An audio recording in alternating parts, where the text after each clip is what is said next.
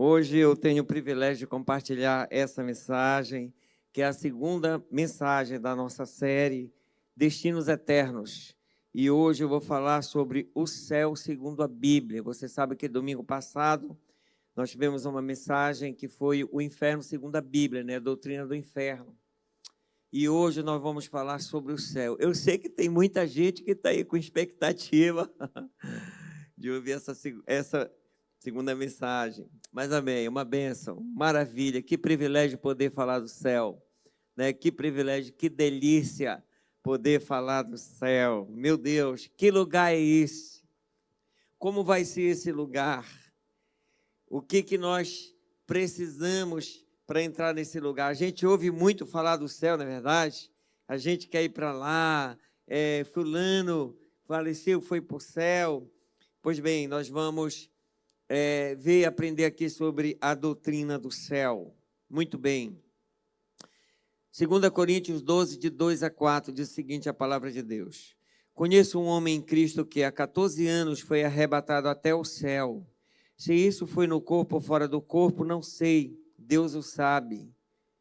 E sei que esse homem, se no corpo ou sem o corpo, não sei, Deus o sabe, foi arrebatado até o paraíso e ouviu palavras indizíveis ou inefáveis em outra tradução, que homem nenhum tem permissão para repetir. Pai, eu quero te pedir, revela essa palavra, Senhor, revela a respeito do céu para nós. Eu quero te pedir sobre a expectativa nossa de muitos aqui, sobre o céu segundo a tua palavra, como é o céu, qual o teu coração a respeito do céu, o propósito do Senhor para com o céu. Revela isso aos nossos corações, nós te pedimos em nome de Jesus. Amém, amém e amém. Queridos, quem escreveu esse texto foi Paulo. E ele está falando dele mesmo. Conheço um homem, uma pessoa que há 14 anos foi arrebatada e foi ao terceiro céu. Foi ele mesmo. Se no corpo ou fora do corpo, ele não sabe, Deus o sabe. Eu entendo isso aqui, que a experiência para ele foi tão real, que ele estava lá como se tivesse com seu ser integral, espírito, alma e corpo físico. E ele teve experiências reais lá nesse lugar, né? Foi arrebatado e foi levado. Deus o levou lá no terceiro céu. E que lugar é esse, o terceiro céu? O terceiro céu é o lugar onde habita a presença de Deus, onde está o trono de Deus. É lá onde Deus está. E lá aqui no final diz, ele foi arrebatado ao paraíso e ouviu palavras indizíveis ou palavras inefáveis que homem nenhum tem permissão de repetir. Ele foi arrebatado ao paraíso. A palavra do grego original para essa tradução aqui, paraíso, a palavra original tem a mesma tradução de jardim, jardim do Éden. Então ele foi arrebatado e foi levado ao céu, ao paraíso, ao jardim de Deus, né? E a Bíblia fala aqui do terceiro céu. Terceiro céu, ora, se tem um terceiro céu, é lógico que tem um primeiro e tem um segundo. E a Bíblia fala dos céus são do Senhor, né? A terra e tudo que nela há. A Bíblia fala dos céus, no plural. Então, o que é isso? O que é o primeiro céu? O primeiro céu é a atmosfera, é até onde nós podemos perceber com nossos olhos, né? Essa atmosfera é o lugar onde as aves voam. O segundo céu é o lugar onde estão as estrelas, os planetas, as galáxias. Esse é o segundo céu. Tem uma outra interpretação também, que tem alguma linha de estudiosos, de teólogos que dizem que esse segundo céu é a região celestial em Cristo Jesus, a região do domínio dos anjos, onde há aquela batalha dos anjos, né? A Bíblia fala no livro de Efésios, quando fala da armadura de Deus, né? Fala das regiões celestiais em Cristo Jesus. Efésios 1 diz que nós fomos abençoados com toda sorte de bênçãos nessas regiões celestiais. São essas regiões que têm o domínio dos anjos, onde há essa batalha espiritual. No livro de Daniel fala também, né, que o anjo saiu para responder Daniel, mas teve, né, um espírito que resistiu a ele batalhou por tantos dias até poder conseguir trazer a revelação. Então é essa região aí celestial. Algumas interpretações dizem, né? Mas na nossa fé, eu creio que esse segundo céu é o céu onde estão as estrelas, né? Onde estão os planetas. onde os nossos olhos não podem ver a olhos nus. E o terceiro céu, querido, é o lugar da habitação de Deus. Esse céu propriamente dito que a gente conhece, onde está o trono de Deus, onde estão os anjos adorando a Deus agora, né? Para onde todos aqueles que são redimidos, aqueles que tiverem seus nomes escritos no livro da vida do Cordeiro, aqueles que foram lavados, remidos, redimidos pelo sangue do Cordeiro, para esse lugar, né? Onde todas essas pessoas irão, A Bíblia fala muito do céu. Em Colossenses 3:2 fala. Colossenses capítulo 3 diz que a gente deve buscar as coisas lá do alto onde Cristo vive. Está falando desse lugar. A Bíblia diz que nós devemos pensar nas coisas lá do alto, ou ocupar nossa mente com essa realidade, com as coisas lá do alto. Amém? Está falando do céu. Olha essa citação de Martinho Lutero, diz o seguinte: quando acordo pela manhã, penso que se nesse dia morrer, estarei imediatamente com Cristo no céu. Então, querido, veja bem, o céu, ele é um lugar que ele nos traz esperança. Então, essa esperança da vida eterna no céu, um sentimento que está em cada um de nós, gera esperança. Por que então que nós servimos Jesus? Por que nós buscamos ser fiel a Deus? Né? Por que nós passamos pelas lutas quando acontece e a gente não abre? Porque é uma esperança, né, dessa promessa aqui do céu se cumprir em nossa vida, da gente ir para lá, nós vamos para lá. Todo aquele que confessa Jesus tem sua salvação. Todo aquele que recebeu Jesus na sua vida como seu Senhor e Salvador, entregou sua vida para Jesus, e ele realmente se tornou nova criatura, ele passou pela experiência do novo nascimento e foi lavado, remido pelo sangue do Cordeiro, essa pessoa tem sua entrada garantida lá no céu, né, onde Deus mora, o lugar que Deus preparou para nós. Jesus falou em João capítulo 14, salvo engano, que ele disse: olha, eu vou ter que ir, mas eu vou vos preparar lugar, eu vou na frente, vou preparar lugar para vocês, para quando eu voltar, que eu vos levar ao nosso lugar, vai estar pronto, já vai estar preparado. Então o céu é o destino prometido a todos os crentes, a todos aqueles que creem verdadeiramente no Senhor, aqueles que foram remidos, Agora, nós precisamos entender que a pessoa quando morre, o crente quando morre, né, a alma dele vai estar imediatamente com Deus, entendeu? E um exemplo disso, uma prova disso, é o ladrão da cruz. O ladrão está se convertendo ali, né? No final, já na prorrogação, mais de 45 minutos do segundo tempo. E Jesus falou para ele: hoje mesmo estarás comigo aonde? No paraíso, nesse lugar aqui, entendeu? Então, a alma da pessoa vai estar imediatamente lá com Deus. Agora, a pessoa que vai para o céu, ela não perde a consciência, ela fica consciente de quem ela é. Ela não perde a identidade, ela fica com a identidade dela, né? Então, a pessoa que vai para o céu, a Bíblia diz que lá não vai ter dor, não vai ter pranto, não vai ter choro, entende? Mais adiante a gente vai ver isso. Não é que a pessoa vai entrar em transe, não é que ela vai perder a identidade dela, vai deixar de ser ela, para ela não sentir, não se lembrar mais do que aconteceu com ela, não. Né? Só que essas coisas, essas experiências más que ela teve aqui, o sofrimento que ela teve, quando ela chega lá, isso vai ser apagado, essas lembranças vão ser substituídas, porque onde havia essas lembranças, vai haver consolo. A Bíblia fala isso naquela parábola do rico e do Lázaro, que foi lido domingo passado, quando o rico estava falando com Abraão, né? Esse lugar também é chamado do seio de Abraão. Ele estava falando: Abraão, fala para os meus familiares, então fala para ele vir falar com meus familiares.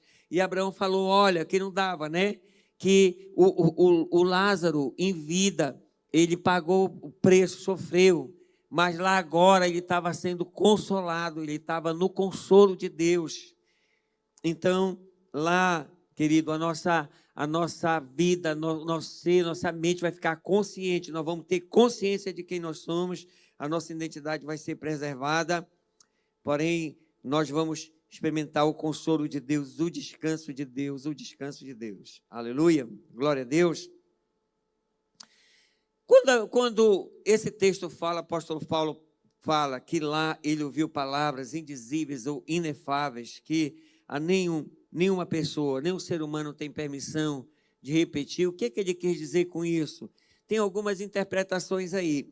Esse lugar, querido, o céu de Deus, a Nova Jerusalém, é um lugar de tanta beleza, de tanta perfeição, de tanta grandeza, de tanta glória. A glória de Deus vai ser a própria luz ali naquele lugar. O brilho de Deus vai ser a própria luz ali naquele lugar. Ali não vai ter mais noite, né? Não vai precisar de luz, porque o brilho de Deus vai ser a própria luz daquele lugar. Então é um lugar que foi redimido, ele foi transformado, porque a Bíblia fala: eis que vi novo céu e nova terra. É um lugar com uma nova natureza, um lugar transformado. Então existem coisas lá que nunca foram vistas antes por ser humano. Quando o ser humano, na nossa linguagem humana, que a gente quer comunicar e referir algo, usar uma alegoria, né? Uma ilustração de algo, uma parábola, a gente usa figuras que a gente já conhece. Por exemplo, apóstolo João em Apocalipse, ele disse, viu um cavalo branco, ele queria fazer uma alegoria com isso. Todo mundo já viu um cavalo, tem uma imagem do cavalo, sabe, né? Porque nós já vimos. E a nossa linguagem é adequada, adaptada para aquilo que a gente conhece, já sabe. Mas lá, querido, tinha coisas lá que se o apóstolo Paulo ele fosse falar e comunicar na linguagem humana, ele não ia conseguir fazê-lo com a verdade daquilo que é integralmente. Ele, com certeza, não ia falar a verdade, entende? Porque não tem palavras humanas para descrever daquilo que é a perfeição, que é a beleza, de tal perfeição, de tal grandeza, de tal glória que é naquele lugar. Então, Deus não permitiu ele falar para que ele não falhasse, para que ele não errasse. Amém? Por isso que são palavras indizíveis ou inefáveis que ao homem não é permitido falar. Glória a Deus. Eu quero falar sobre a Nova Jerusalém agora. E ler esse texto para você do livro de Apocalipse, capítulo 21, de 1 em diante, de 1 ao 7, diz o seguinte, a palavra de Deus. E vi novo céu e nova terra, pois o primeiro céu e a primeira terra passaram, e o mar já não existe. Vi também a cidade santa, a Nova Jerusalém, que descia do céu da parte de Deus, preparada como uma noiva enfeitada para o seu noivo. Quando ele fala, ele viu uma cidade. Esse lugar é uma cidade, né? A cidade foi vista, um novo céu e uma nova terra. E ele viu essa cidade, a ideia que ele teve, a imagem que ele teve, é como fosse uma noiva preparada para o noivo, adornada e preparada para o noivo. Então, o noivo é Jesus, a noiva é a sua igreja que vai se unir com Cristo e vai estar na eternidade com Cristo. Então, uma noiva, ela vem se preparando para esse momento da união já há muito tempo antes. E ela se prepara com melhor maneira que pode. Então, a ideia que ele teve de ver essa cidade com brilho de glória, com o fulgor que tinha, é como fosse uma noiva que se prepara para encontrar com seu noivo. Versículo 3. Então, ouvi uma voz forte que vinha do trono e dizia, eis o tabernáculo de Deus com os seres humanos. Deus habitará com eles, eles serão povos de Deus, e Deus mesmo estará com eles e será o seu Deus. Então, Deus está lá, Deus está lá presente. Nós vamos adorar o Senhor e nós vamos servir ao Senhor na presença dEle. Na presença dEle, Deus está lá. Nós vamos chegar lá e vamos poder falar com Jesus face a face, estar diante dEle pessoalmente e poder adorá-lo. Quando fala o tabernáculo, o que é o tabernáculo? O tabernáculo era uma tenda. Essa tenda, nessa época, nessa linguagem aqui que era usada, a tenda muitas vezes era o templo, né? No deserto, a Arca da Aliança, a presença de Deus ficava numa tenda, e desmontava a tenda, levava a tenda. Então é como fosse um templo. Até hoje existe igreja que são em tendas, né? Igual aquelas tendas grandes de circo, entendeu? Um templo. Então lá não vai precisar de tenda, porque a própria cidade, o próprio lugar, o próprio céu, já é o templo onde nós vamos adorar, onde nós estivermos. Nós vamos estar junto como igreja, como a noiva de Cristo, na presença dEle, para poder adorá-lo. Amém? Então é isso que quer dizer pessoalmente. Glória a Deus, próximo versículo 4. Ele lhes enxugará dos olhos toda lágrima, e já não existirá mais morte, não haverá luto, nem pranto, nem dor, porque as primeiras coisas já passaram. E aquele que estava sentado no trono disse. Então, veja bem, lá tem um trono, né? E tem alguém que estava sentado no trono.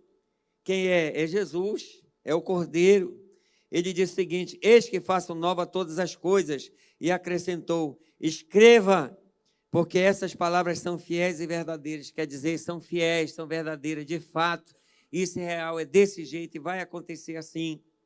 Disse-me ainda: tudo está feito, eu sou o alfa e o ômega, o princípio e o fim. Eu, a quem tem sede, darei de graça a fonte da água da vida. O vencedor herdará essas coisas, e eu serei o Deus dele, e ele será meu filho, e ele será meu filho.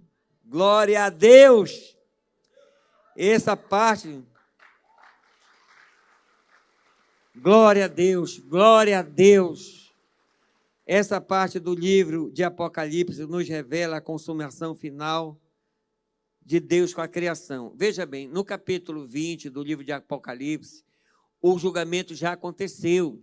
Você sabe que vai ter um julgamento. Então, nesse grande julgamento, né, o inferno vai entregar os seus mortos. O abismo vai entregar os mortos. Os túmulos vão entregar os seus mortos. As pessoas vão vir em corpo físico para esse julgamento e vão ser julgadas. Entende? Então, está lá, né, o inferno no seu modelo final. E lá, nesse lugar, já foi lançado, né, Satanás e seus anjos. Lá nesse lugar já vai ser lançado a besta, o falso profeta e todos aqueles que não tiveram seus nomes escritos no livro da vida. Todos aqueles que não aceitaram o perdão dos seus pecados através de Jesus, eles vão ser lançados desse lugar. Isso já foi no capítulo 20, isso já aconteceu. Então, eis que vi o novo céu e nova terra. Então, gemidos, redimidos, aqueles que foram dignos de estarem no céu, na presença de Deus, na Nova Jerusalém, no paraíso, eles já vão ser levados para esse lugar. Amém? Com os seus corpos, com as suas presenças, para estarem lá com Deus, com o Senhor. Esse é o plano de Deus com a criação, um novo céu e nova terra. E o texto inicia, Apocalipse 2:1, vi um novo céu e nova terra, pois o primeiro céu e a primeira terra passaram e o mar já não existe. O plano de Deus não é apenas a redenção do ser humano. O que é isso? Essa redenção completa. Quando Deus alcança o ser humano com a sua obra, Ele quer o ser humano integralmente, espírito, alma e corpo físico. Quando aceitamos Jesus, o nosso espírito, nós aceitamos um espírito novo, não um espírito recondicionado, não um espírito novo. Nós somos novas criaturas. A nossa alma, ela vai sendo transformada pela palavra de Deus. E os nossos corpos, quando Jesus voltar no arrebatamento, então nesse dia aqui, os nossos corpos vão ser transformados, não vão ser redimidos, quer dizer, transformados. Vai haver uma outra natureza, vamos receber corpos glorificados. Amém? A redenção do ser humano é essa. Então, nós somos sim transformados em novas criaturas. Deus vai nos dar um corpo novo. Deus vai te dar um corpo novo, um corpo glorificado. Amém? Um corpo livre de toda doença e de toda enfermidade, como Jesus está com o seu corpo glorificado agora. Glória a Deus! E vai haver muito conserto em muita gente aí, meu. Por exemplo, em mim, onde não tem, Deus vai colocar, eu acho. Onde está sobrando, eu creio que Ele vai tirar. Essa é a nossa esperança, amém, querido? O nosso corpo glorificado, aleluia. Aleluia! Glória a Deus! É a perfeição de Deus, é o lugar da perfeição de Deus, irmão. Lá não vai entrar nada que é imperfeito, que é impuro, não. É Deus transformando, redimindo a natureza das coisas e transformando tudo em perfeição em nome de Jesus. Em nome de Jesus.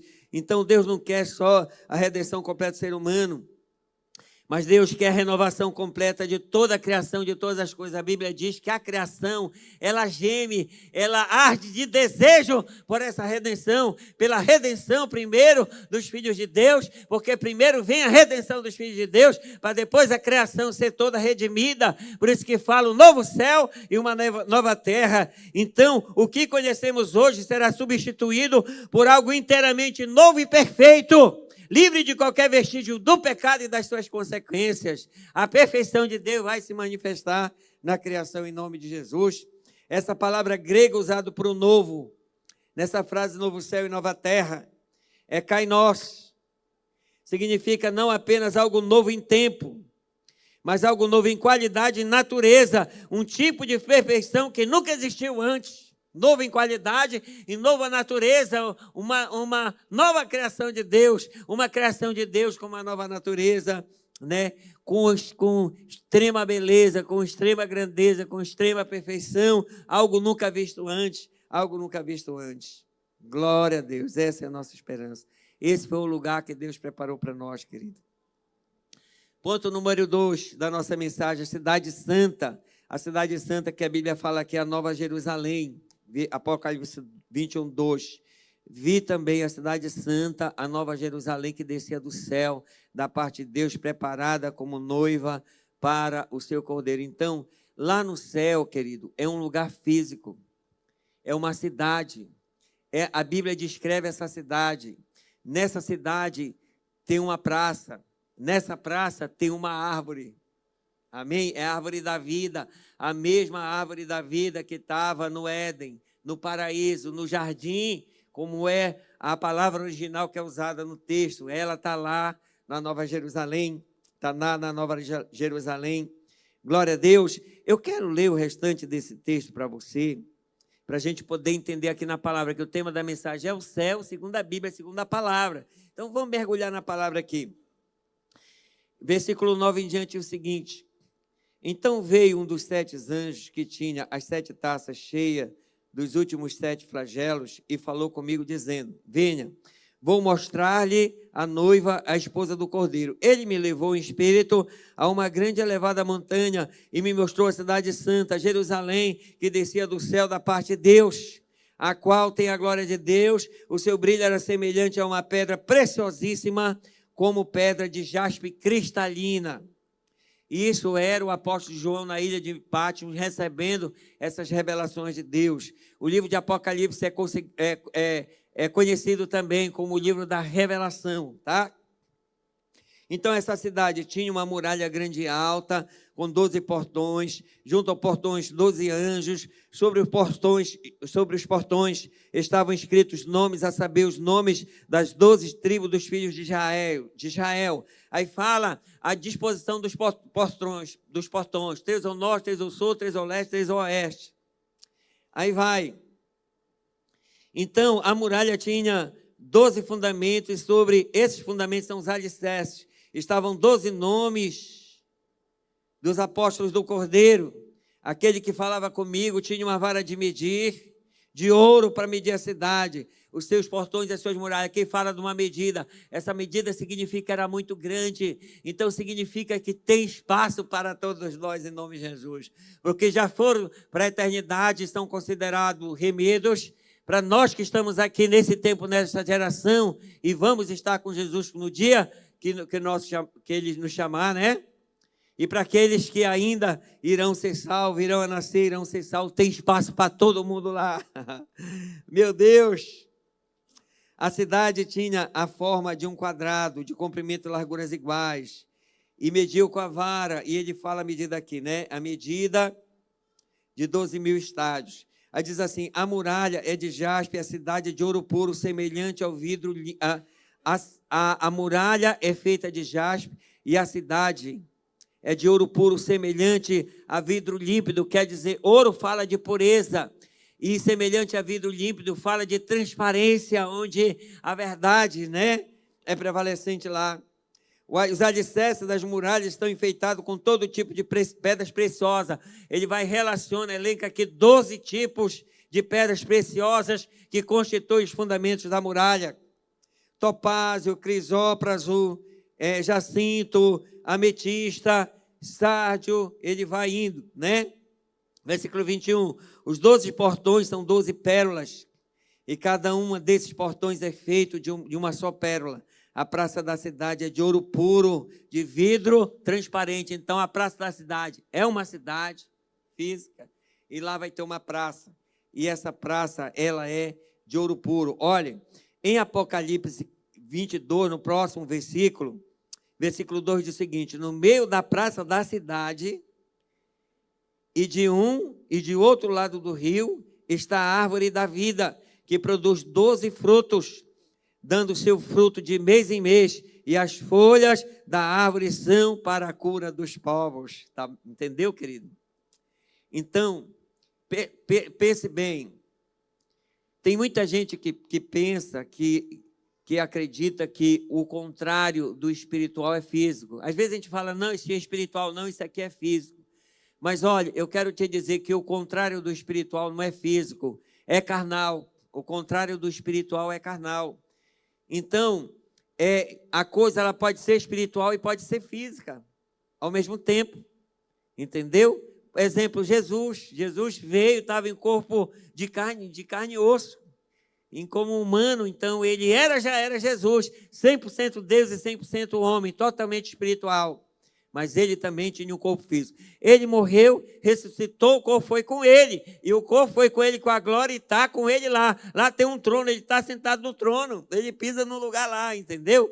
Então esse lugar vai ser físico. Nós vamos com esse nosso corpo, né? A sepultura vai entregar de novo se nós não formos arrebatados.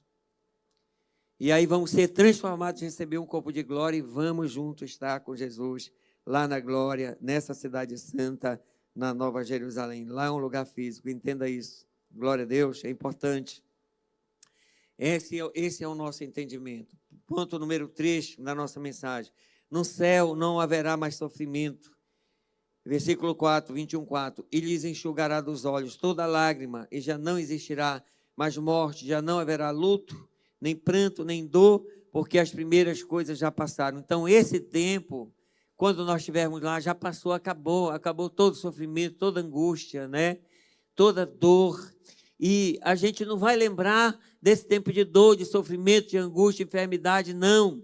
Né? Nós não vamos perder a nossa identidade, nós vamos estar conscientes, mas no lugar dessas lembranças vai haver consolo, lá é um lugar de alegria indizível, né? Um lugar de alegria indizível, de paz, de alegria, de estar na presença de Deus e desfrutar do plano original de Deus. Quando Ele nos criou, Deus não criou o ser humano para sofrer, Deus não criou o ser humano para passar por essa experiência que a gente passa, cheio de privação, de limitação, não. O Senhor nos criou para estar com Ele, né, desfrutando do seu amor, da sua presença, da sua glória. Na glória de Deus tem tudo que a gente precisa. Aleluia. Esse lugar é o céu para onde nós vamos. Lá não vai haver mais escassez, não vai haver sede, não vai haver vazio. Deus mesmo será o sustento e a plena satisfação do seu povo, né? De cada um de nós que estaremos lá. Eu creio nisso, em nome de Jesus. Amém? Quarto ponto da nossa mensagem. A promessa de uma herança para aqueles que conseguirem vencer. Há uma promessa, existe uma promessa para aqueles que conseguirem vencer. Que tipo de vitória é essa? Essa vitória aqui se refere à perseverança na fé. É nós guardarmos a nossa fé, combater o bom combate, entendeu? Completar a nossa carreira espiritual, guardar a nossa fé, superar as adversidades. Você não se deixar se enganar pelos enganos desse mundo, não. Mas você escolher, decidir vencer a tentação, vencer o pecado, vencer pela fé, vencer com Jesus, estar pronto para o dia que você for chamado para estar com Ele na glória, para estar na eternidade. Vai estar na eternidade. Tem muita coisa, querido, que se fala sobre a eternidade, né? Esses dias, conversando com os pastores, a gente trocando figurinhas sobre esse assunto, eu vi uma coisa interessante, que diz assim, uma pergunta. O que é que Deus estava fazendo antes dele criar a terra, dele nos criar? É interessante, né? O que é que Deus estava fazendo? O que Deus estava fazendo antes dele criar tudo, criar esses planetas, criar o universo? Antes dele criar tudo, foi ele que criou. O que ele estava fazendo e qual era o propósito dele com isso? Querido, Deus está vivendo bem com a sua família. Deus Pai, Deus Filho e Deus Espírito Santo, em comunhão plena, com alegria plena. E Ele trouxe a criação à existência. Ele nos criou, a mim e você, para que nós possamos fazer parte dessa comunhão. O ser humano foi criado para entrar na família de Deus e fazer parte da família de Deus. A Bíblia diz em Romanos, capítulo 8, que nós somos filhos de Deus, que Deus deu o seu filho primogênito, né? Para que nós nos tornássemos irmãos dele, nós entrássemos na presença dele para desfrutar dessa comunhão plena, desse regozijo pleno, dessa alegria plena, do gozo eterno. A eternidade é essa, Deus já existia antes, né? E vai ser para sempre, algo que já havia antes e que não vai ter fim. Então é para esse lugar, é para essa experiência, para essa realidade que Deus quer nos levar. Então há uma promessa para os vencedores, para aqueles que foram encontrados prontos para ir com Jesus para a glória. Apocalipse 21, 7 diz: o vencedor herdará essas coisas. E eu serei o Deus dele e ele será o meu filho. Amém? Essa é a vitória da perseverança na fé e ser achado pronto por Deus. Existem 3 inimigos que precisam ser vencidos. Primeiro inimigo é a carne. A Bíblia fala em Gálatas, capítulo 5, 19 a 21, sobre as obras da carne. As obras da carne é a prostituição, impureza, lascívia. As obras da carne falam sobre a parte espiritual, né? Aquilo que se refere ao reino espiritual, fala sobre pecados contra o corpo e fala sobre pecados sexuais ou de imoralidade. Por exemplo, prostituição, impureza, lascívia. Fala sobre pecados na área de relacionamento, inimizade, porfia, ciúme. Fala sobre pecado contra o corpo, glutonaria e bebedice, pecados espirituais, feitiçaria. Então, há a concupiscência da carne, há o desejo da carne, há a concupiscência dos olhos, que ele está entendendo? Às vezes a pessoa ela está tentada pelo pecado, aquele desejo, né, pelas obras da carne. Então, irmãos, a Bíblia diz que no versículo 21, Gálatas 5, 21, aqueles que praticam tais coisas não herdarão o quê? O reino dos céus. Então, esse é um inimigo que precisa ser vencido, a carne. A carne deve ser mantida debaixo de austera disciplina imposta pelo Espírito. Você não pode entrar na carne, ser uma pessoa carnal, praticar a carnalidade do pecado, não. Vença a carne com Cristo Jesus. Vença a carne, o Espírito milita contra a carne contra o Espírito, né? Mas alguém disse que caiu nas obras da carne, no pecado, mas disse assim, mas a carne é fraca. E a Bíblia diz que a carne é fraca, né? Mas, ora, a pessoa vai perder para a carne que é fraca, de quem que ela vai ganhar? Está entendendo? Né? De quem que ela vai ganhar? Mas a Bíblia diz que o vencedor vai ter a herança. Que os que tais coisas praticam não herdarão o reino dos céus. O segundo inimigo para ser vencido é o mundo. Em Tiago, capítulo 4 fala, se alguém quiser ser amigo do mundo, ele torna-se, ou ele se constitui-se inimigo de Deus. O que é isso, o mundo? Esse sistema secular, né, que tenta envolver as pessoas. O sistema secular é uma forma, é um modelo, é um molde, que ele tenta trazer a pessoa para se amoldar nessa forma. Não aceite, né? Não aceite, não tome a forma do mundo. Mas transformai-vos pela renovação das vossas mentes, Romanos 12, 2. O mundo, ele tenta envolver, é o amor pelo mundo, o amor pelas coisas do mundo. Você já viu gente apegada com coisas? Gente que vive para esse mundo aqui, a vida dela está aqui, ama o mundo, ama as coisas do mundo. Então, quem ama o mundo e as coisas do mundo se constitui inimigo de Deus, sem um inimigo. 1 João 2, 15 a 17 diz, não ameis o mundo nem as coisas que há no mundo, porque tudo que há no mundo, a concupiscência dos olhos, desejo dos olhos, a soberba da vida, ela passa, o mundo passa bem como a sua concupiscência, mas aquele que faz a vontade de Deus permanece para sempre. Amém? Glória a Deus, vença o mundo. Não entre. A palavra de Deus, ela tem um modelo para nós seguirmos. Amém? É contrário àquilo que o mundo ensina. Então, decida no seu coração vencer o mundo, obedecendo a Deus, praticando os princípios da palavra em nome de Jesus. Esse é o inimigo que precisa ser vencido. E o terceiro inimigo é o maligno, né? O inimigo, o Satanás. Em Lucas 4, de 1 a 13, fala que Jesus, quando estava no deserto, Satanás apareceu para ele com toda sorte de tentação. Jesus disse não para ele e depois ele não aguentou mais, foi embora, vazou, não tinha mais, foi derrotado em nome de Jesus. Então, Jesus venceu o mundo, nós podemos vencer o mundo, amém? Nós em Cristo Jesus, Deus ele nos deu foi autoridade para pisar em serpentes e escorpião sobre todo o poder do inimigo e nada absolutamente nos causará dano algum. Então vença esses três inimigos, que é a carne, o mundo e o maligno, em nome de Jesus, porque é o vencedor, aquele que vencer vai ter promessa e vai herdar aquele lugar ali em nome de Jesus, amém? Olha, querido, o vencedor comerá da árvore da vida. Em Apocalipse 2,7 a Bíblia diz o seguinte, presta atenção: quem tem ouvidos, ouça o que o Espírito diz às igrejas. Ao vencedor darei o direito de se alimentar ou de comer da árvore da vida que se encontra no paraíso de Deus. Onde é o paraíso de Deus? Nós vimos pela Escritura, é lá onde o apóstolo Paulo foi, onde ele esteve lá presente, onde ele ouviu coisas e ouviu palavras indizíveis que ele não foi autorizado a falar. Ele dizia, querido, era tão real para ele, chega, me arrepio aqui, meu Deus. Ele dizia assim, o que eu aprendi não foi ter com homem algum, nenhum deles, não foi nenhum dos apóstolos que me ensinaram nada, foi eu vi, foi ele que me mostrou, porque ele esteve lá e fala, né, nesse contexto, fala das grandezas da revelação que ele teve. Meu Deus, ao vencedor terá o direito de comer, de se alimentar daquela árvore, do fruto daquela árvore, árvore da vida, que está lá no jardim de Deus, que está no paraíso, que está lá na praça, na Nova Jerusalém, como nós vimos aqui no livro de Apocalipse. Ponto número 5, encerrando a nossa mensagem.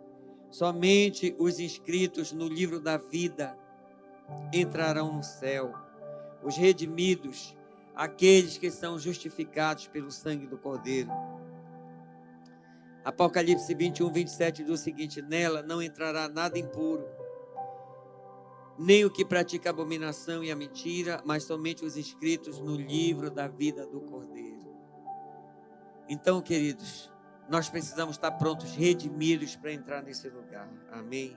E a única maneira de nós termos acesso a esse lugar é através do Senhor Jesus, recebendo o perdão e a remissão dos nossos pecados pela obra de Cristo na cruz do Calvário, pelo seu sangue derramado, pela morte de Jesus por nós, tomando o nosso lugar na morte e nos dando perdão e a remissão dos nossos pecados e a nossa redenção. Jesus, ele nos comprou com preço de sangue, nós pertencemos a ele.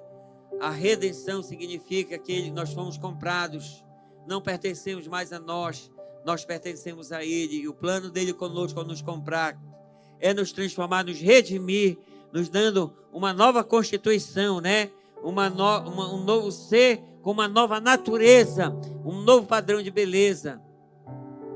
É o que ele vai fazer, nos deu um novo espírito, está transformando a nossa alma e vai nos dar um corpo glorificado para nos levar purificados, amém? Purificados, transformados e purificados e justificados, nos levar justos para estar com ele lá na Nova Jerusalém, no céu, no paraíso com ele, em nome de Jesus. A Bíblia afirma que somente os justos entrarão nos céus. Mas quando está falando dessa justiça, não é uma justiça própria das pessoas achando que tem direito por causa das boas obras. Não é o fato das boas obras, de nós ajudarmos pessoas, que vai nos dar o direito de estar com o céu na glória. É a redenção de Deus, é o perdão dos seus pecados, recebido pela graça. Agora as boas obras, elas são consequência da redenção, que o redimido, nós os transformados, um sinal disso é que nós vamos praticar as boas obras como consequência, como resultado, né, de uma conversão verdadeira, amém? de uma salvação verdadeira. Aleluia! Então essa justiça não é algo que conquistamos com nossos próprios esforços, mas é um dom gratuito de Deus. A Bíblia diz: pela graça sois salvos mediante a fé. Tá bom? Recebido pela fé em Jesus Cristo. Quando nós cremos em Jesus, temos essa fé viva e verdadeira nele, nós recebemos essa graça e a nossa justificação pelo sangue do Cordeiro.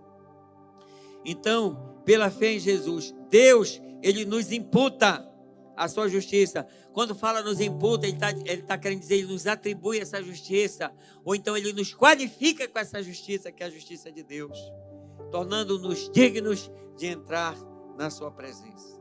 O céu lá é um lugar de santidade, um lugar de perfeição.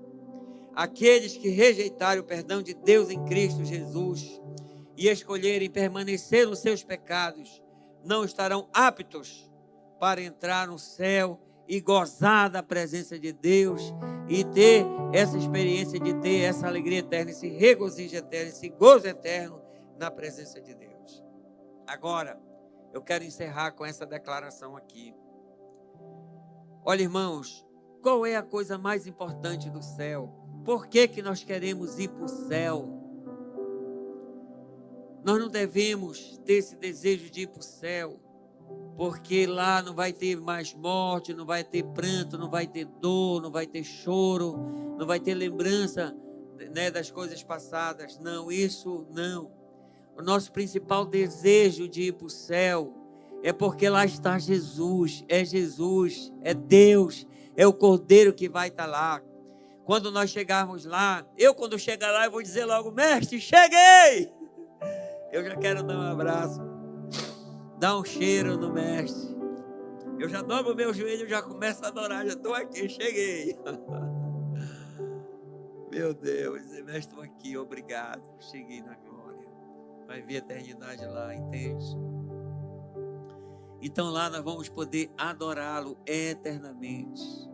E não vai ser algo assim enfadonho que vai passar, o tempo vai passar, a gente vai se cansar disso. Não, isso não vai acontecer. Porque quando chega lá, uma das coisas mais interessantes que vai acontecer é que nós vamos conhecer mais a Deus, conhecer Jesus. Quando você estiver com 1000 anos lá, você vai estar conhecendo novas coisas de Deus. Que interessante, eu estou surpreso. Quando você estiver com 1 milhão de anos lá, você vai estar conhecendo novas coisas de Deus, coisas novas de Deus, que você vai ficar surpreendido com novas coisas. Assim será. E lá também é um reino, né? Então nós vamos ter uma função, vamos dizer, tarefas de Deus, do paraíso, coisas que vão tornar mais interessante e mais agradável a nossa estada com Ele na eternidade. Portanto, ou tendo dito isto, o céu não deve ser entendido como uma aposentadoria premium, onde o objetivo principal que você tem é os benefícios. É simplesmente não sentir dor, não ter o pranto, não ter o choro, não ter a morte, não ter mais tristeza, não estar livre de todo mal, não é esse o nosso principal objetivo. Essa não é a nossa principal motivação de estar lá. A nossa verdadeira motivação de desejar ir para o céu é desfrutar da presença de Deus em sua plenitude e adorá-lo eternamente. Lá estaremos concentrados em algo tão perfeito e infinitamente superior, de tal forma que essa presença e essa perfeição, elas sim que vão trazer esses benefícios, né? Que acompanham a nossa entrada na eternidade. Meu Deus. Olha, irmãos, tem uma citação de um puritano chamado Richard Baxter, que diz o seguinte: Senhor, se não estiveres no céu, então eu não quero estar lá. Onde tu estás é o céu, e onde tu não estás é o inferno. Senhor, se tu não estiveres no céu, eu não quero estar lá. E o salmista diz isso em Salmos 73, 25, diz: a quem tenho eu no céu além de ti? Então, que motivação eu tenho para ir para o céu e estar na glória contigo, meu Deus? É a tua presença. Eu quero estar contigo, eu te amo. Eu quero estar com meu Deus na sua companhia eternamente e adorá-lo eternamente. E olha, irmão querido, a nossa vida aqui é como um ensaio para estar lá no céu. Por exemplo, Se a pessoa aqui não se agrada da presença de Deus, o crente ou o cristão verdadeiro, se não adora verdadeiramente, não é um adorador e não tem um coração de adorador, então qual é a motivação dele para ir para o céu? Entende? Então aqui é um lugar, o nosso ensaio de estar com Ele na glória lá. Então aqui nós podemos sim valorizar a sua presença e já amar a sua presença. Porque nós que aceitamos Jesus, entregamos nossa vida para Jesus verdadeiramente, nós já estamos vivendo a vida eterna. Para nós a vida eterna já começou. E a presença de Deus, ela é real em nossas vidas, sobre nossas vidas. E nós podemos adorá-lo sim, adorá-lo. Contemplar o Senhor na beleza da sua santidade através da adoração. Desfrutar da sua presença já aqui, em nome de Jesus. Quando a gente chegar lá, só vai continuar, em nome de Jesus, em nome de Jesus. Irmãos, essa visão do céu, ou esse conceito do céu da Nova Jerusalém, não foi algo que apareceu agora em Apocalipse, né? Agora que eu falo, há 2000 anos agora. Não, os patriarcas já tinham visto, entende? Moisés é como se ele já tivesse visto também. Como que os patriarcas tinham visto já? Olha o que fala em Hebreus, capítulo 11, de 8 a 10. Está falando de Abraão, né? Pela fé, Abraão, quando chamado, obedeceu, a fim de ir para um lugar que deveria receber como herança, e partiu sem saber para onde ia. Então ele tinha o desejo de ir para uma terra, para um certo lugar. Pela fé peregrinou na terra da promessa, como em terra alheia, habitando em tendas com Isaque e Jacó, herdeiros com ele da mesma promessa, porque Abraão aguardava a cidade que tem fundamento, da qual Deus é o arquiteto e o construtor. Que cidade é essa que Deus foi o arquiteto e o construtor? É a Nova Jerusalém. Então ele já tinha essa visão, já sabia, já tinha visto, vamos dizer assim. E o destino dele era para lá, ele estava peregrinando. O alvo dele não era ir para a terra prometida, essa terra física aqui nesse planeta que muitos conquistaram, né? Mas o alvo dele era esse, era a cidade que Deus foi o arquiteto e o construtor. Olha em Hebreus, no capítulo seguinte de Hebreus 12, 22, 23, diz o seguinte: o escritor de Hebreus relatando, pelo contrário, vocês já chegaram ao Monte Sião, a cidade do Deus vivo. Já estava falando muito antes, né? O livro de Apocalipse, o João era o único discípulo que estava idoso, os outros já tinham falecido quando ele recebeu essa revelação, nos anos 90 por volta. Alguns estudiosos falam.